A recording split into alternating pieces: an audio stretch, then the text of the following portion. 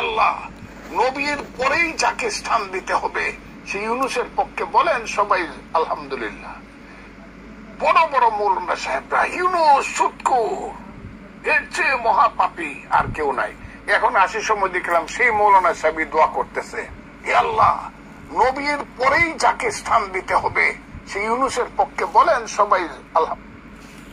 আসসালামু আলাইকুম ওয়া রাহমাতুল্লাহ। সকল প্রিয় দেশবাসী, এই মুনাফিক নাস্তিক ইসলাম ধর্মদ্রোহী এদের এই কথাটা কিন্তু শরিয়া সম্মত। কিন্তু আবার আমি কারো বিরুদ্ধে না, আমি মানুষের কোনো দলের বিরুদ্ধে না, কোনো দলের বিরুদ্ধে, মানে ইসলামী অনেকগুলো দল আছে, ফেরকাবাজ আছে, ওদের বিরুদ্ধে না। আমি মানুষের কথার বিরুদ্ধে, মানুষের চরিত্রের বিরুদ্ধে কথা বলি শুধুমাত্র।